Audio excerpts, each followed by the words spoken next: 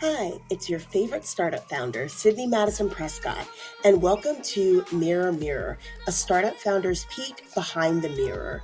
Great to have you here and can't wait for you to hear the latest episode. Welcome to Mirror Mirror, a startup founder's peek behind the mirror. And today I'd like to talk about what it means to be a founder who comes from a non-typical background. And when I say that, what I mean is when you think about kind of the rhetoric that goes around in terms of what it means to be a startup founder, it always revolves around the same kind of heteronormative claims, which are a startup founder, if you think about that dynamic, it's usually someone who is hyper masculine, but simultaneously super geeky. It's someone who typically has come from a privileged background. It is typically someone who is Caucasian. It's typically someone who is male. And it is typically someone who also has had the privilege of being able to go to an Ivy League school. And if you think about this, it applies to a lot of founders, right? So it applies to Mark Zuckerberg. He originally went to Harvard. It applies to Jeff Bezos. He originally was able to fund Amazon through a loan of several $100,000 from his family. Most people don't realize this, but the way that Mark Zuckerberg actually basically solidified his coding skills is that when he was a kid, his parents hired a private tutor for him to learn how to code. And these are the things that really rattle around in my brain when I consider what it means to be a founder in today's modern society. There is an assumption that you have a certain amount of privilege that has been afforded to you, which then creates this genius, which then you can pour that genius into the conceptualization of a company, and that company starts as a seed, as a startup, quote unquote, and then grows eventually into a corporation that you can take public through an IPO. However, that's not the case for everyone. And I, in particular, am an individual who is the exact opposite of I'll say, the stereotypical startup founder that you see being celebrated in the news, on LinkedIn, and on social media. I come from a background that is highly, I would say, outside of the norm. Meaning that I come from a background where, I lived in poverty, my entire childhood, my entire adolescence. When I say poverty, I do mean abject poverty. Most of the time, there were not adequate resources in the home. And when I say resources, I mean everything from not having adequate food to eat to not having adequate access to clothing to be able to go to school. I wore the same pair of jeans every single day of my entire 12th grade year in high school, my senior year in high school. And that was because I didn't have access to anything else. And the tops that I wore were actually maternity tops that I got from out of a parent's closet. And I was able to take those maternity tops and modify them into these oversized shirts that I would wear to school during my senior year of high school. And when you go through half of your life where you don't have adequate access to resources, it does something to your mind.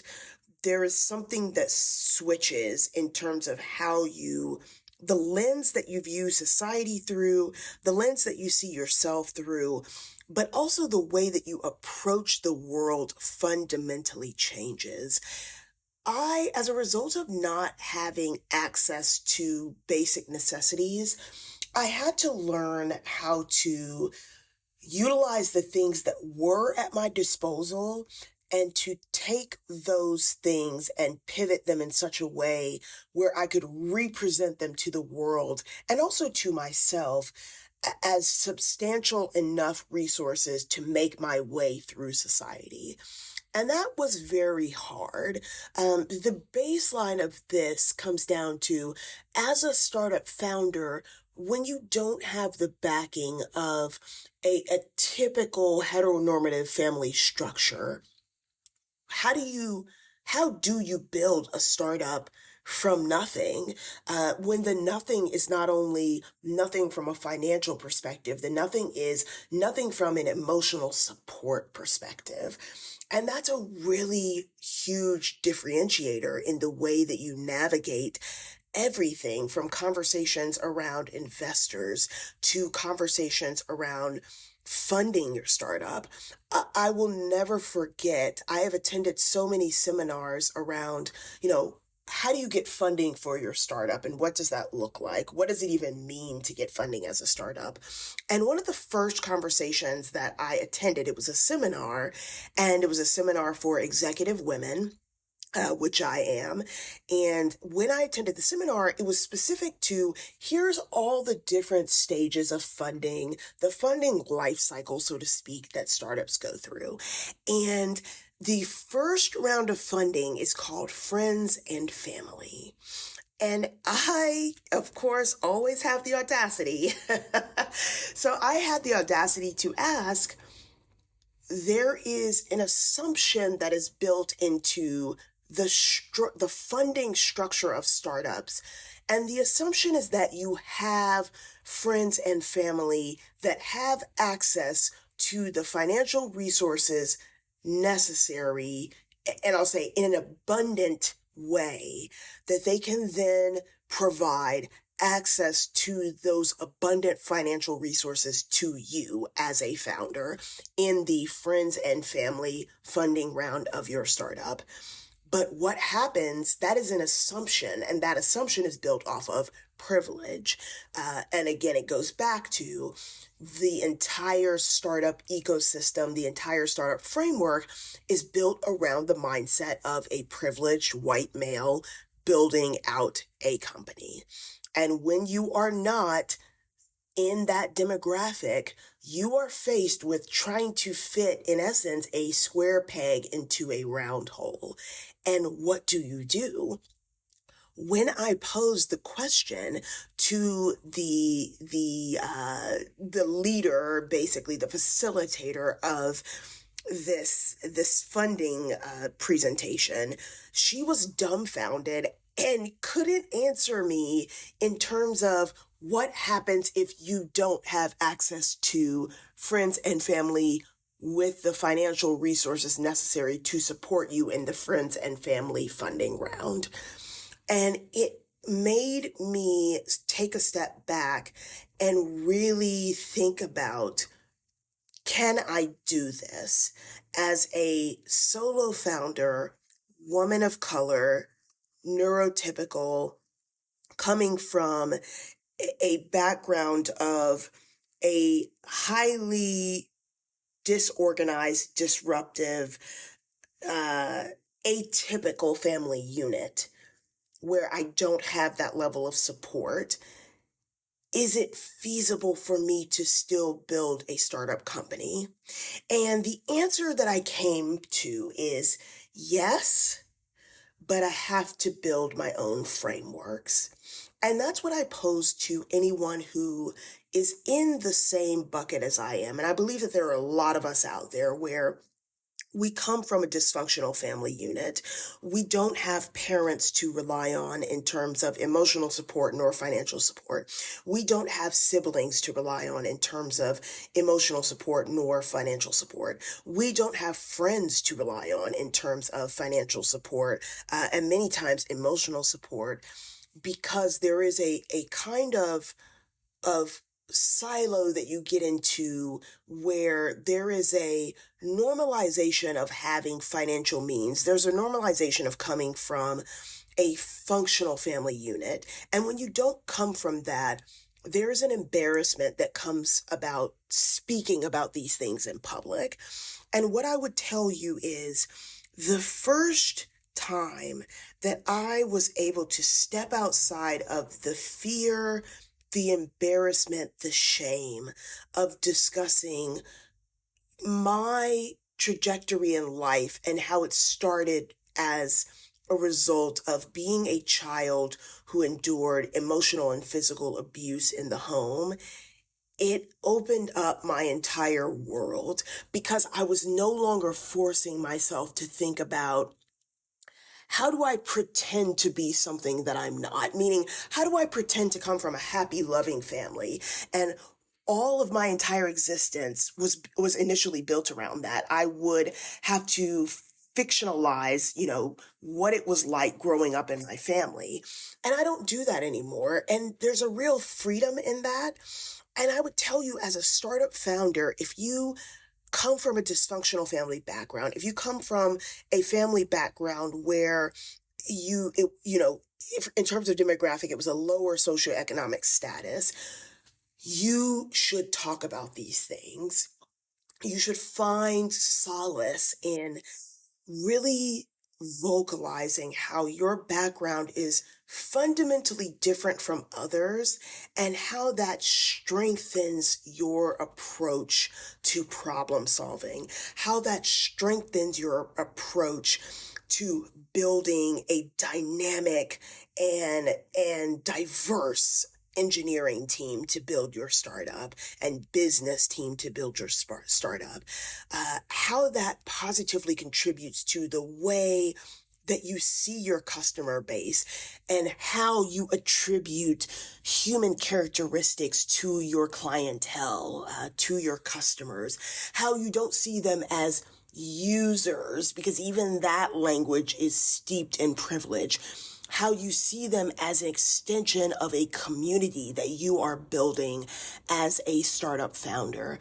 And that is what I see in Mirror Mirror so strongly. I don't see it as users or customers or clients when I talk about who would leverage Mirror Mirror, who would want to have our AI stylist, Dorota, take a look at their closet, take a look at the pictures of them in outfits and build a digital closet, remix that digital closet and give you a lot of different variables and variations on ways that you can mix and match items that you already have in your closet, while also calling out, hey, if you are in the market for a new sweater, a new pair of pants, a new pair of shoes, here are the items I would suggest that would pair well with your existing style ethos and would also pair well with the existing elements of your closet so that you become a conscientious consumer, retail consumer.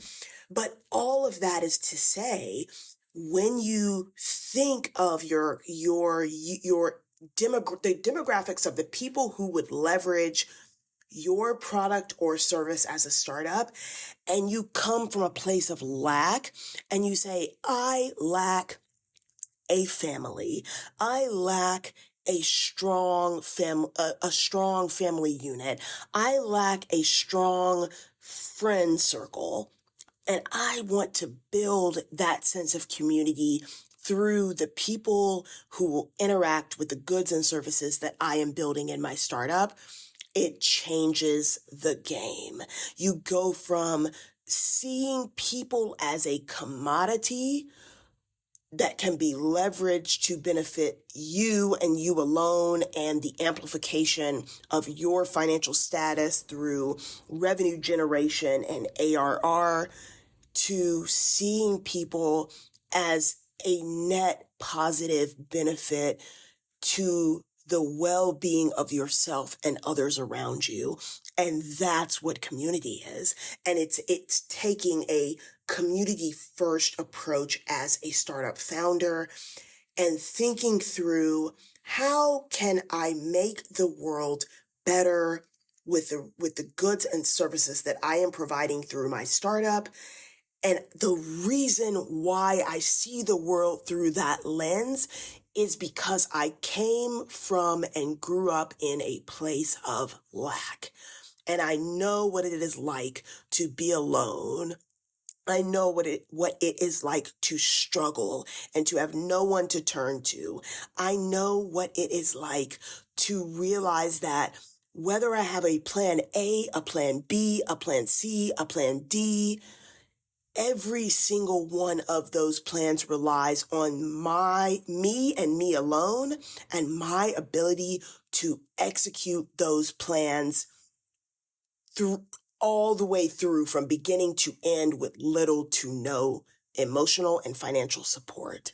And when you come from a place like that, you are a force to be reckoned with, because the drive, the level of ambition, the level of heart, the level of passion, the level of ingenuity that you bring to the table at every single turn, it is a force.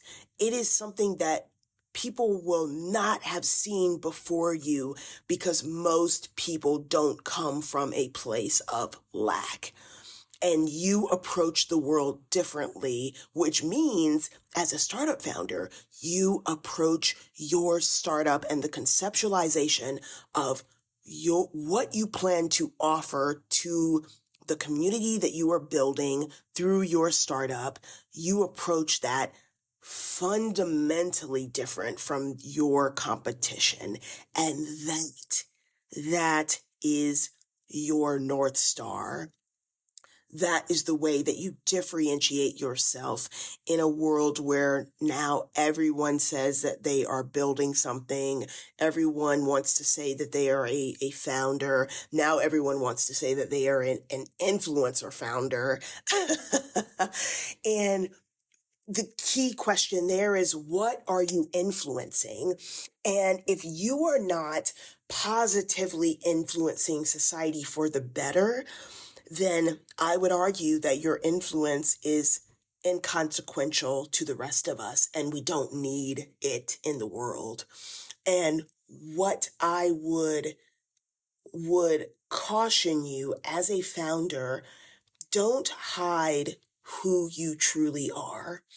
If you do not have a family to lean on in terms of resources, whether those are financial or emotional, you should be open about that, because you would be surprised the way that will resonate with the community that you are building, in terms of who will leverage your goods and services as a startup.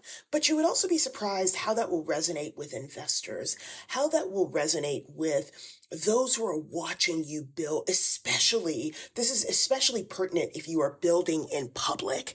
If you are building in public, please be honest about where you come from, how that has impacted the trajectory of your life, and how that impact has fundamentally altered the way that you approach problem solving, the way that you approach community building, the way that you approach team building, and the way that how all of that holistically means you are going to approach building a startup in a way that your investors have never seen before. This approach is what has made me a beast in terms of being an engineering leader and standing out at the companies that I have worked at. I am the engineering leader that was responsible for building the first global automation centers of excellence at Spotify, at E-Trade, at Bank of New York Mellon, and at Fiserv, which is the world's largest financial payments provider. And the reason why I stood out at each of those Fortune 500 companies is because I was sitting in rooms full of business architects and solution architects and business analysts and engineers, UI, UX designers, systems engineers, back-end engineers, security and risk and compliance executives. And most of them came from a place of privilege. I did not. So the way that I approached problem solving was so diametrically opposed to the way that my peers did that it made me stand out in a room.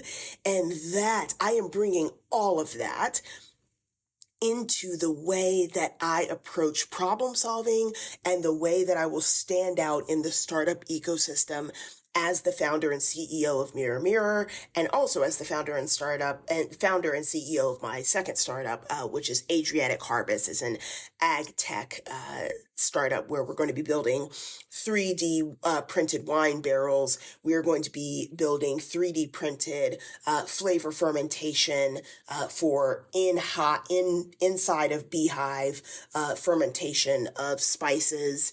And we're also going to be building an AI IQ mechanism that will help farmers to assess different variations in the environments and ecosystems of their farms.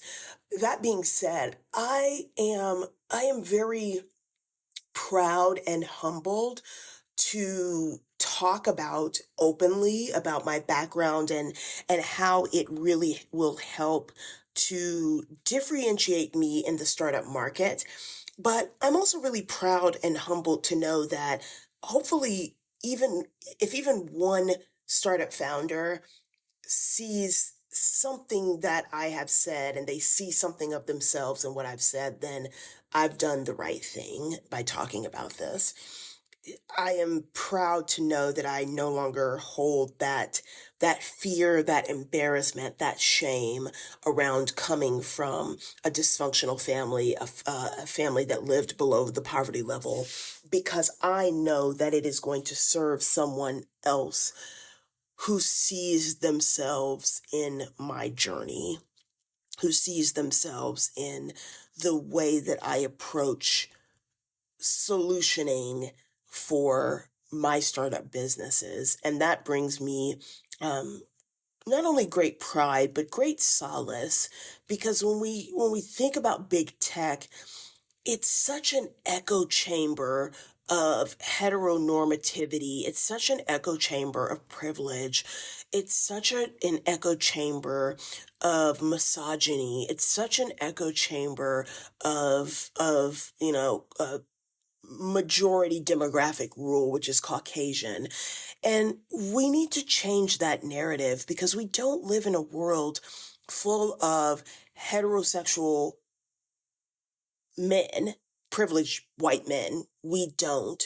We live in a world where that is one portion of the entire demographic of the global economy, the global society. And we have to start viewing business through that lens, service through that lens, product through that lens. And the lens that I'm speaking about is the lens of a richly diverse global population of people who don't think the same, act the same, look the same, experience life the same.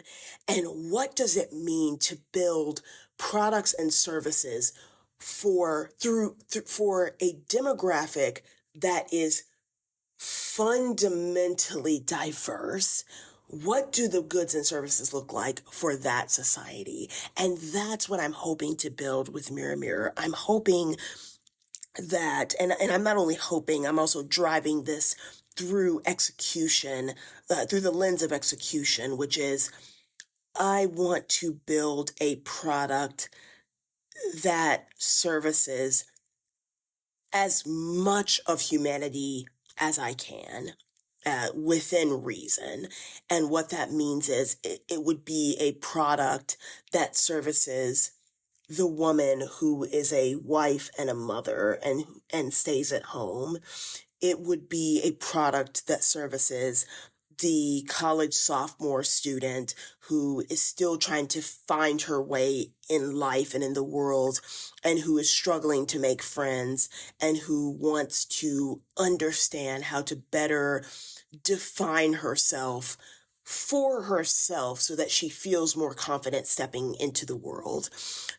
that I want that to be for the young teenager, young man who is fighting to understand his sexual orientation and what that will mean for him as he moves about the world, and how he can define that better through what he wears every single day when he steps into the world. I want that to be for the young woman who is struggling with self-confidence because she is battling through domestic violence challenges, and that she is still in a partnership that is not allowing her to be her full self and is limiting her from being able to move about the world in the way that she wants. But how can we help her still find some sense of self through the clothes that she puts on when she steps into the world every single day? And that's the ethos. It's not about trying to create something for the most privileged demographics that we will come into contact with as a society. It's about creating something for all the different variations of what it means to be a human. And this goes back to, of course, as always, my training is in philosophy. Is it ethical to create these businesses that take a product or a service and create it in the image of the privilege of the startup founder's viewpoints? And I would say it is not ethically permissible, because when we think about eudaimonia, the concept of human flourishing, it means human flourishing in all facets and in all demographics. And this is what we're searching for as startup founders. How can I contribute to human flourishing from a global perspective, where I don't put my perspective inordinately on my customers, my community? I take the viewpoint that my community has a perspective, and I want to help them to hone that perspective, mature that perspective, which may mean that they step into another perspective, a different perspective than the one that they originally come to my platform with. But I want to help them. I want to be there as they mature out their perspectives, their worldviews. And I want my product and my service to contribute to that. So that's my challenge to you as a founder, or even if you are just thinking about being a founder, and you don't come from a privileged background, you don't have the typical support of friends and family from a financial and from an emotional perspective, I challenge you to see the world at large as your family, as your friends, and to take that lens and to then use that lens to create a community and a world. This is where we get into world building, which I am so passionate about. And it's something that I have done in my previous work as an engineering executive at Spotify at E-Trade. It's something that I'm doing with Mirror Mirror and Adriatic Harvest, which is, how can I build the world of Mirror Mirror? How can I build the world of Adriatic Harvest? And that's my challenge to you. When you come from a place of lack, you have to build your own world. And I challenge you, if you are not privileged and you want to start your journey as a founder, or you're in the middle of your journey as a founder, or you're the beginning of your journey as a founder, I challenge you to build a world that is diametrically opposed to the place of lack that you came from or that you may still be in. Build a richly diverse, a richly beautiful, lavishly emotional, beautifully complex from a human emotion standpoint world that will contribute to eudaimonia, the concept of human flourishing, and build that world as an ethos of your startup. I cannot express it any more than that. There is something so incredibly beautiful about building from a place of lack. You may not have a friends and family round of fundraising that you can do, and that's okay. In fact, who gives a shit? If you don't have that, fuck it. You can still make your startup happen. You can still make beautiful things happen. If you knew all of the things that I went through in my life to build myself up from coming from abject poverty to putting my way through undergrad, to putting my way through graduate school, to now starting to go on my journey of pursuing a PhD and getting ready for PhD applications, you would be aghast.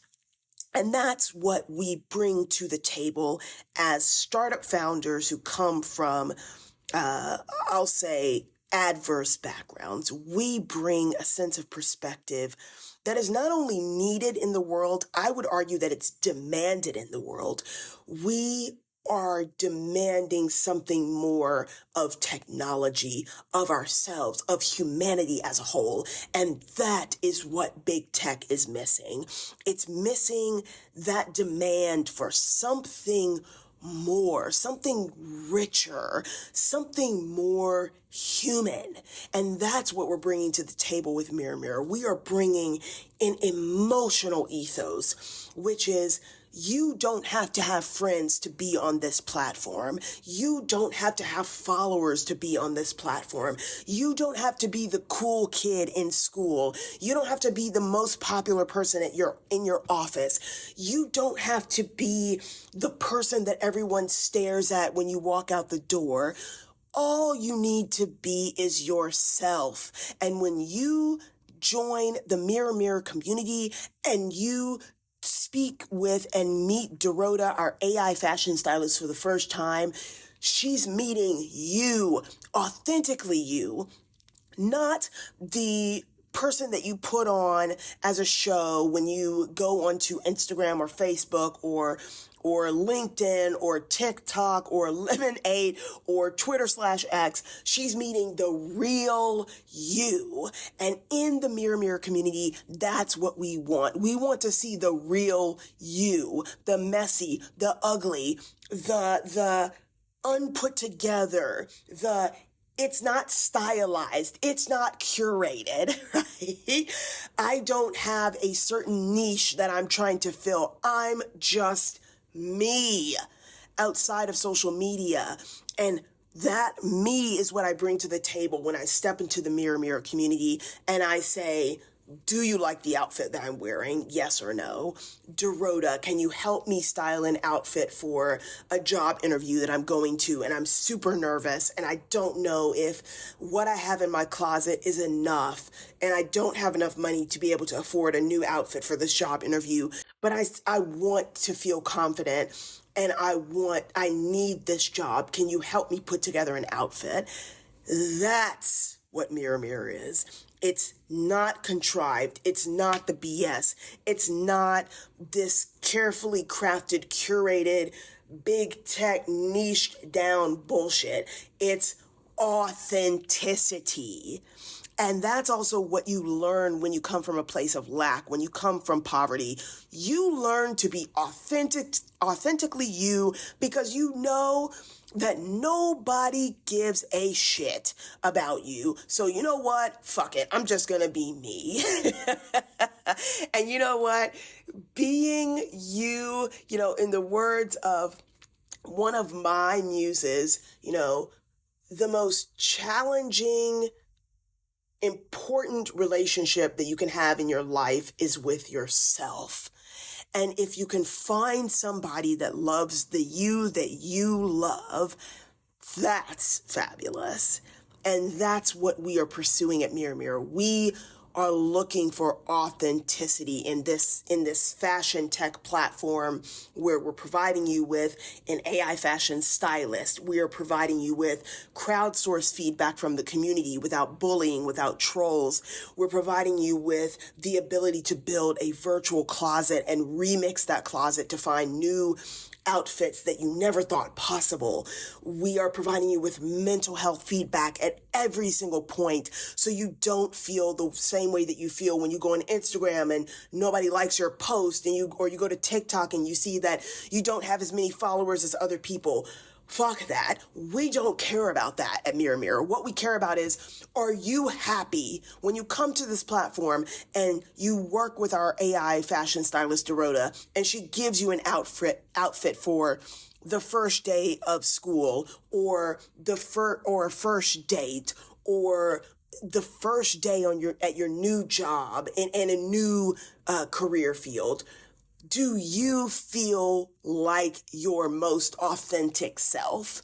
And if you can come into Mirror Mirror, experience the platform, and you could step away and you could say, yes, I feel like my most authentic self, I have succeeded as a founder.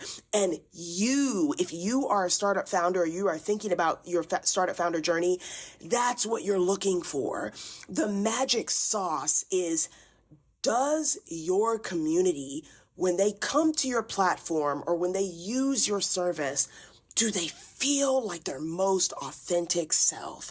And if you can say yes, they do, and more importantly, the community of users can say, yes, I feel like my most authentic self when I am leveraging this good or service, you have done your duty, not only as a founder, but as a member of society, someone who is furthering humanity for the better, instead of leeching off of humanity, which is what big tech is doing today, sucking the life out of people, and kind of changing the social mores so that everything is fixated around the weird prioritization of popularity, of followers, of these hyper inaccessible beauty ideals.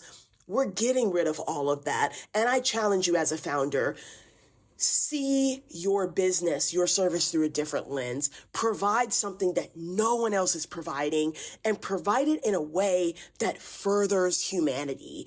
That's the call to action. Further humanity with what you are offering as a startup founder. And I will leave you with this. Coming from a place of lack can often seem like a net negative, but it can also be a blessing in disguise. It can be the secret when you think about the magic that creates a unicorn. Think about creating yourself, the magic that makes you you as a startup founder, the magic that will get you to that unicorn status. That magic is authenticity. That magic often manifests coming from a place of lack.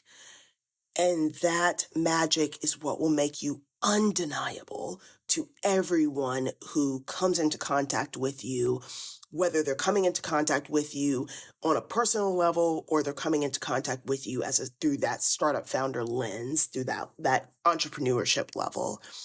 Be yourself, be authentic, speak to the power of human flourishing in what you are offering through your startup, and remind everyone that being unique, coming from a place of lack, there is power in that. There is profound, profound power, and dare I say magic in that. So with that, I hope you enjoyed this episode. You can find me on all of the social media platforms at Sydney, Sidney, and the city, one word, Sydney and the city. You can also find me on LinkedIn and my website at www.sydney, Sidney, Madison, Madison, Prescott, Prescott.com. And please follow me, reach out, DM me. I would love to know what you're thinking, if this episode resonated with you. And also don't forget to follow Mirror Mirror. We are on all of the social media platforms: TikTok, Instagram, Facebook, Lemonade, LinkedIn, Twitter/X, YouTube, as the Mirror Mirror app. Sometimes you can find us as just at Mirror Mirror app, and our website is themirrormirrorapp.com. And please visit our website. Please sign up for the wait list.